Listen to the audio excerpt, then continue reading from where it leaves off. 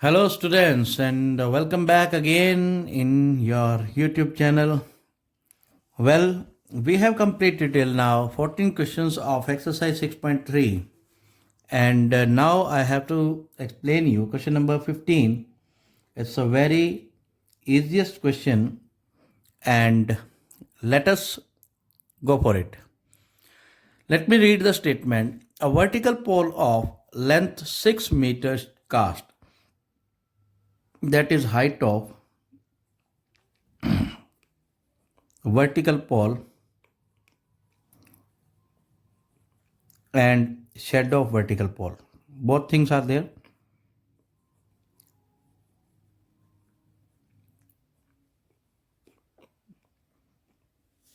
Listen, a vertical pole of length.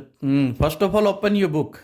That is must necessary to understand the concepts properly. Okay? If you do not open the book, then you won't be able to understand the concept and the statement as well. So let me read again. A vertical pole of length 6 meter. The height of pole is given 6 meter. Cast a shadow 4 meter. Okay, on the ground. At the same time, a tower cast a shadow 28 meter long. Shadow of tower is 28 meter. Find height of tower. Very easy question it is, but a new concept I'll introduce here of science. Find height of tower. Okay, listen. Let me take an example or the diagram that this is the height of a tower. Okay, we can consider, let AB is the tower and this PQ is the pole. PQ is the pole. Clear? The tower casts the shadow BC.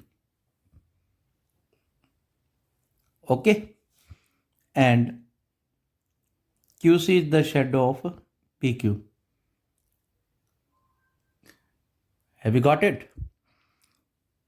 When sun is there, then we can see the shadow. Likewise, I am putting this pen. ठीक है, थोड़ा यहाँ रख देते हैं. कहाँ पे बनेगी इसकी शेडो? शायद यहाँ से बन जाए. तो थोड़ा सा मैं इसको ऊपर कर रहा हूँ भाई, सिर्फ इस बात को समझाने के लिए. कहीं शेडो नज़र आ रही है? नहीं आ रही है, अभी नज़र आ जाएगी.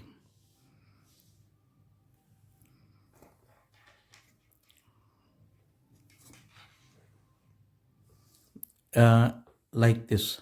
This is the shadow. Clear? And this is our pole. If I take any other small object like this bottle, then its shadow can be seen. You are not able to see. Now I hope that you are getting. थोड़ा सा light ऊपर कर दें तो शायद और easy हो जाए समझना आपके लिए. अब शायद आपको दिख जाएगी शेडो इसकी. ये रहा पोल और ये इसकी शेडो. ठीक है, अगर इसके साथ इसके पैरेलल एक और रख दें तो उसकी शेडो भी कुछ यहाँ तक मैच कर रही है. दिख रही है ना? हो सकता है आपको महसूस करनी पड़ेगी यहाँ पर, क्योंकि मेरा सोर्स ऑफ लाइट जो है ना वो मोबाइल का कैमरा ही है. ठीक है, थोड़ा सा डिस्टेंस करें.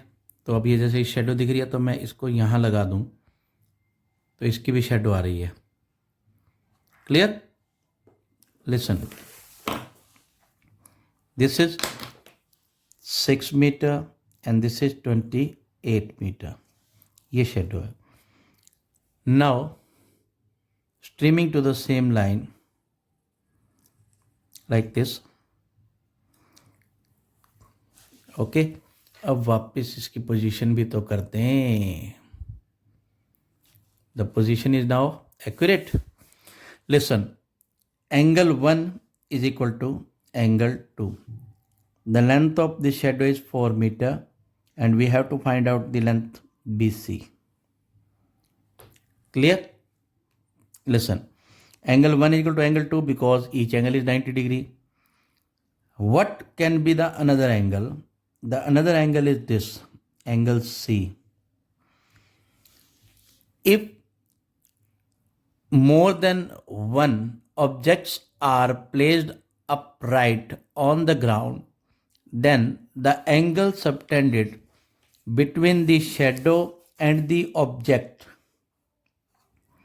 between the shadow and the object will always be same for all the objects. If I place many objects straight upward, then the length, the angle subtended by the shadow or angle of elevation from the end point of shadow to the top of all the objects will be same. मैं हिंदी में बता देता हूँ थोड़ा सा कि अगर हम कितने भी यहाँ ऑब्जेक्ट खड़े कर दें सूर्य की रोशनी में, तो शेडो का जो पॉइंट होगा लास्ट और वर्टिकल टावर का जो ऊपर वाला पॉइंट होगा उसके बीच में हमेशा एंगल सेम रहेगा. अच्छा, इस चीज़ का कभी आपने प्रैक्टिकल करना हो तो मैं आपको बताता हूँ.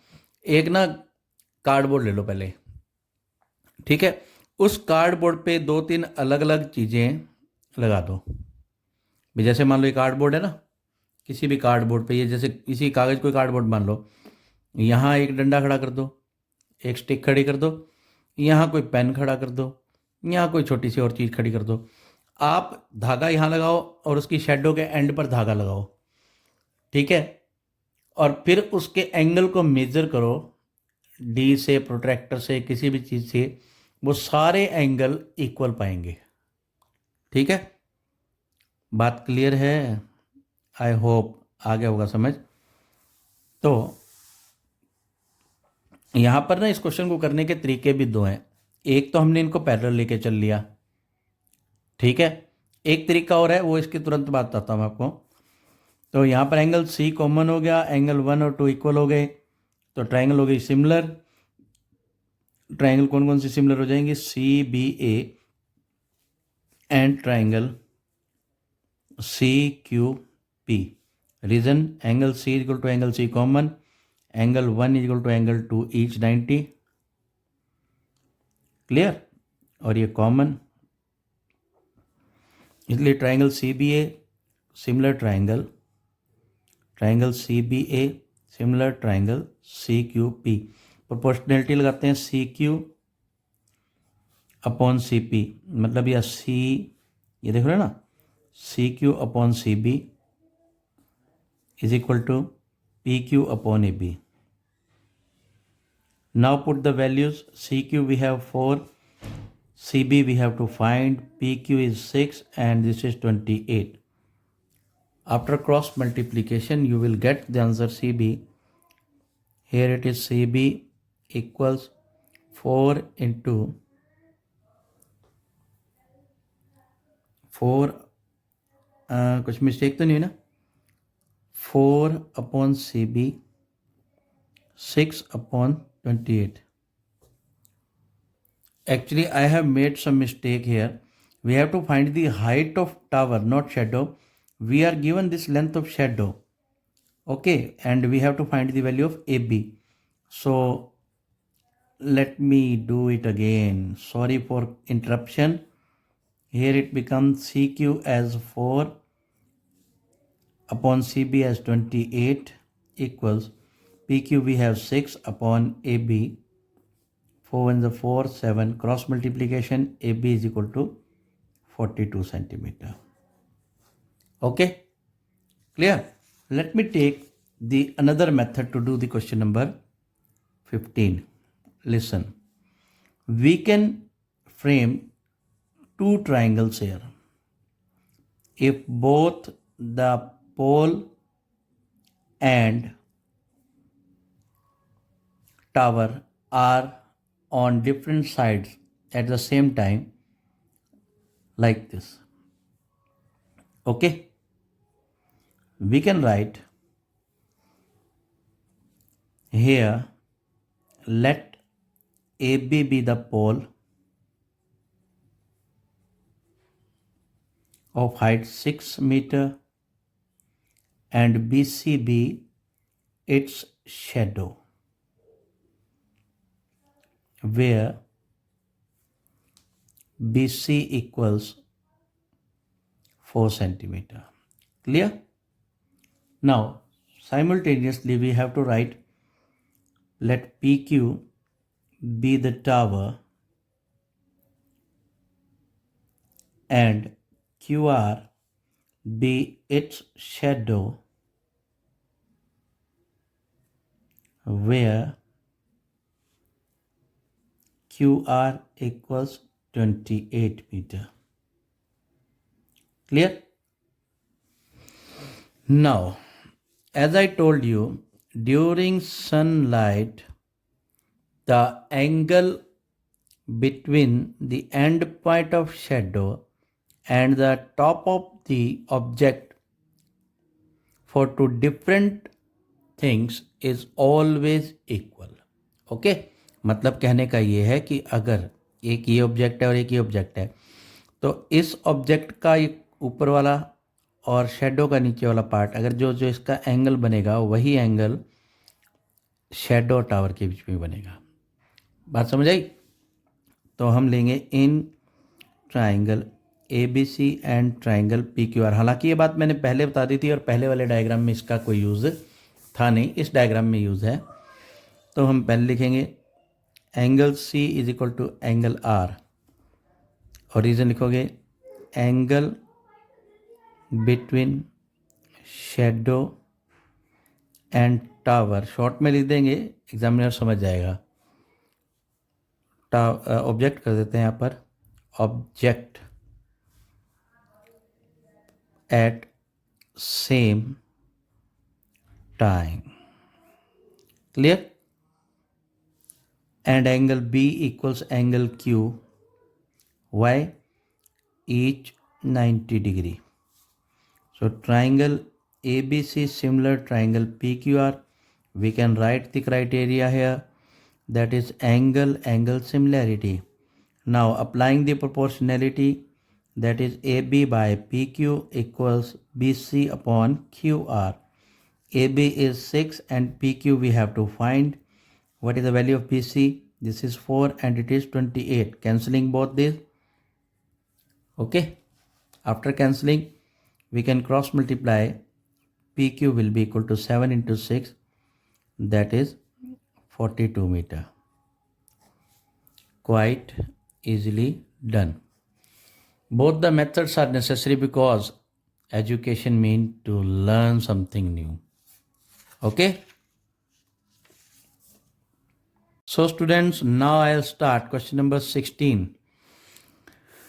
What does it say? If AD and PM are medians, AD and PM are medians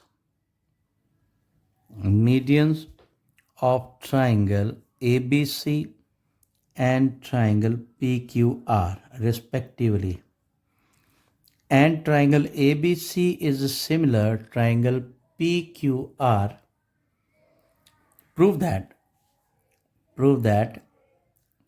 AB upon PQ equals AD upon PM. So students, let me take two different triangles which are similar to one another, that ABC and triangle PQR. Okay. Here in these two triangles, we are given AD is the median. The median is the line which is joined from one vertex to the midpoint of the another line. Opposite line भी कह सकते हैं यहाँ पर. And PM is median of triangle PQR. What can we write here? Given triangle ABC similar triangle PQR, and AD is median to BC, and PM is median to QR. What we have to prove? Just write it here. AB upon PQ equals AD upon PM. Let us judge it. AB upon PQ, this one, and AD upon PM. As I told you, if we have to find the two sides proportional, then we need to prove the triangles similar. Now our first target is not to find this. Our first target is to prove this triangle ABD similar to triangle PQM. Okay. How can you do? Some of the students say angle D is equal to angle M, each 90.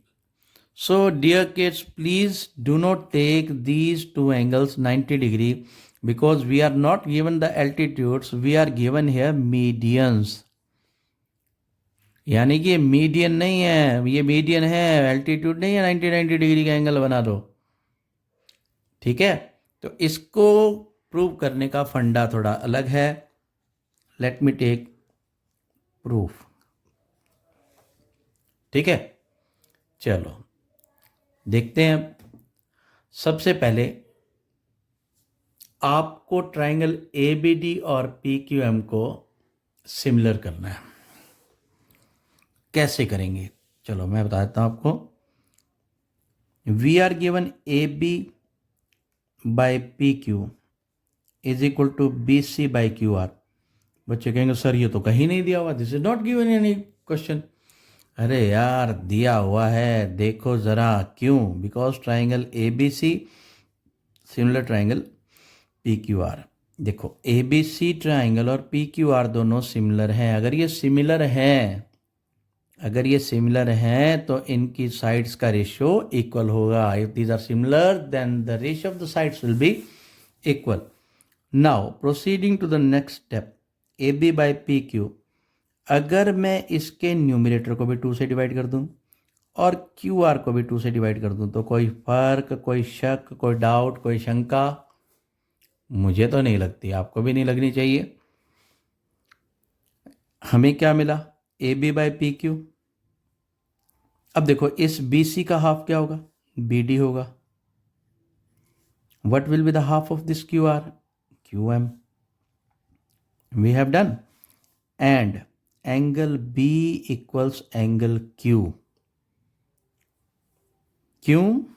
इस portion को देखो ना आप, ये तो हमने अभी prove किया है. B is equal to Q क्यों है? CAST, corresponding angle of similar triangle. इसलिए triangle ABD is similar triangle PQM. The criteria we have used is SAS, side angle side. That means this side by this side, and BD by QM, both equal, and angle B is equal to angle Q. That's why the triangles are similar. अब जब triangle similar है तो side का ratio निकाल लो. AB by PQ is equal to AD by में ABD और PQM आएगा. यार कोई बता भी नहीं रहा है हम, क्योंकि ये ना जब हम रिकॉर्ड करते हैं ना क्लासेस को, बच्चे सामने नहीं हो ना तो मज़ा सा ही नहीं आता. पहले आदत हो जाती थी, कुछ जान करके बोर्ड पे लिख देते थे ताकि बच्चे बताएं कि सर नहीं नहीं नहीं यहाँ गलत है, ये सही करो, ये सही करो, ये सही करो. वो हम जान करके भी लिख देते थे कई बार. लेकिन अब वर्चुअल क्लासेस में तो हो जाता है कभी कभी. तो AB by PQ and AD by PM, यही हमने प्रूव करना था. Hence proved. और इसका मतलब क्वाइट इजीली डन. दोनों में से एक लिखना भाई, सभी नहीं लिखने लग जाना. ठीक है, 16 क्वेश्चन हमारा कंप्लीट हुआ. आपको याद होगा कि मैंने पिछली वीडियो में प्रॉमिस किया था कि 14 क्वेश्चन के 2 मेथड मुझे बताने अच्छे लगते हैं, and I will tell you the second method. But I didn't tell in that video But now I am sharing the another method to do the question number 14. What is the statement? AB, AC and median AD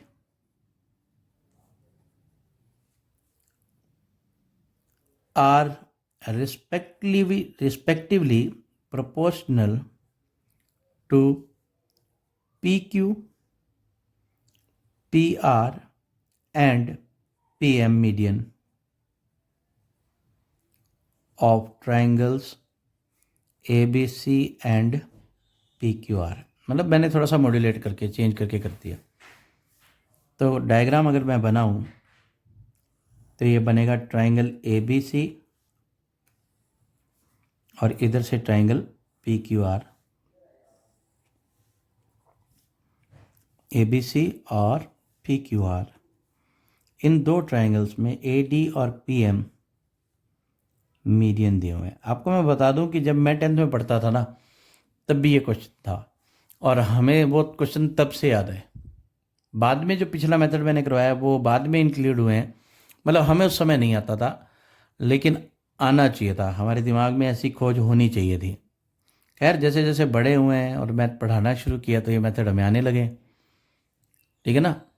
और पर मैं चाहता हूँ कि आप अपनी उम्र में ही सीख लें इसे. देखो, गिवन में यहाँ लिख रहा हूँ. आपने एक चीज़ नोटिस करना, मैंने क्या किया, डायग्राम के नीचे थोड़ा सा स्पेस छोड़ दिया. ये क्यों छोड़ा अब आप समझ जाओगे. Given AB by PQ equals AC by PR equals AD by PM. इससे पहले लिखना था in triangle ABC where AD is median to BC and PM is median to QR. ये हो गया.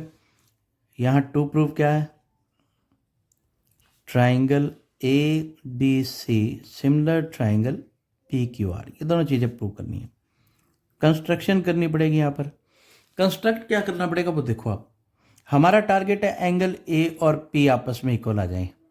तो हम क्या करते हैं, D इसको AD को एक्सटेंड कर देते हैं DE तक, DE तक, इस तरह से कि AD और DE इक्वल हो and join CE.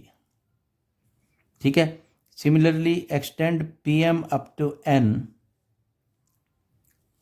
And join NR. PM should be equal to MN. Okay. We will write here extend AD up to E such that AD equals DE and join EC. Clear? Similarly, extend PM up to N such that PM equals MN and join NR. ये तो हो गया जी हमारा एक number का काम.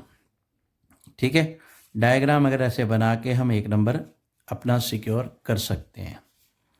अब हम करते हैं इसकी प्रोसेसिंग. डायग्राम हमें चाहिए होगा तो इसको मैं यहीं रख लेता हूँ. प्रूफ.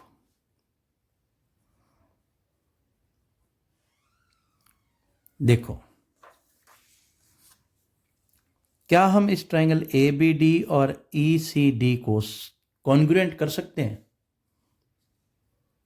कर सकते हैं ना, इजीली कर सकते हैं. मैं बताता हूं कैसे. ये angle 1 is equal to angle 2. Clear हो गया.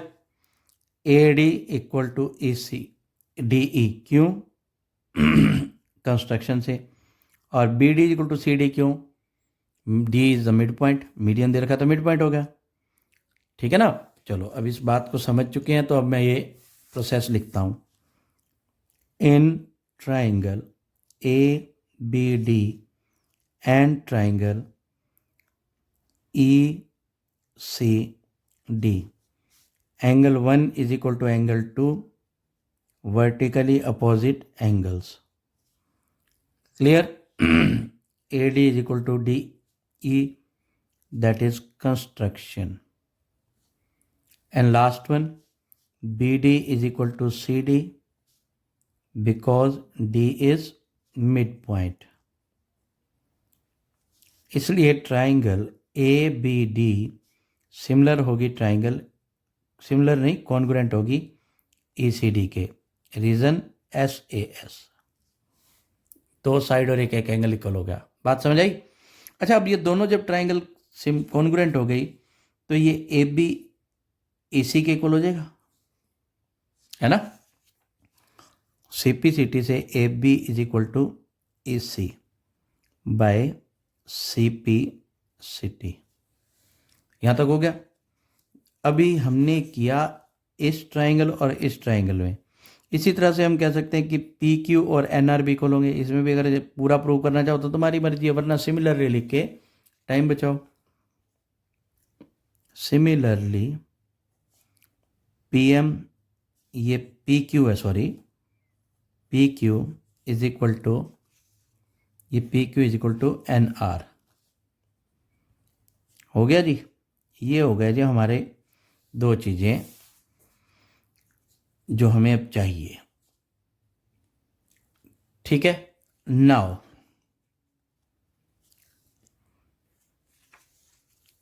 इन ट्राइंगल ABC and PQR,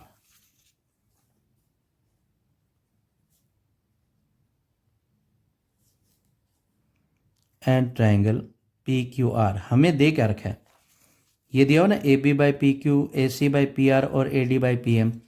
ये लिख देते हैं हम, AB by PQ is equal to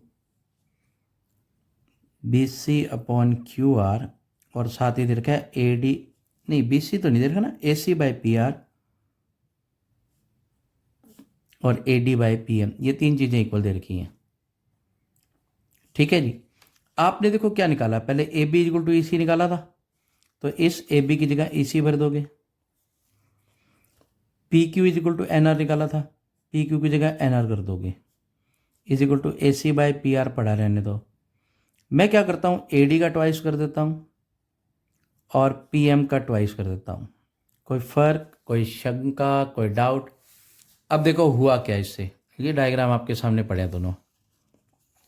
ये अभी हमें इसकी ज़रूरत नहीं है तो इसको थोड़ा सा फोल्ड कर देते हैं। और अब देखो हमने क्या किया, AB की जगह EC भर दिया, मतलब इस AB की जगह EC भर दिया क्योंकि प्रूव कर चुके हैं। इस PQ की जगह NR भर दिया, है ना, प्रूव कर चुके हैं। और अगर अभी दिक्कत आ रही हो तो हमारे पास और भी तरीका है इसको करने का, इसको ऊपर कर देते हैं। अब देख लो, AB, ये AB और EC हम इक्वल प्रूव कर चुके हैं पीछे 1 में, और PQ और NR कर चुके हैं। तो जहाँ पर AB हमें दिखा, ये AB दिखा तो AB की जगह EC लगा दिया, PQ की जगह NR लगा दिया।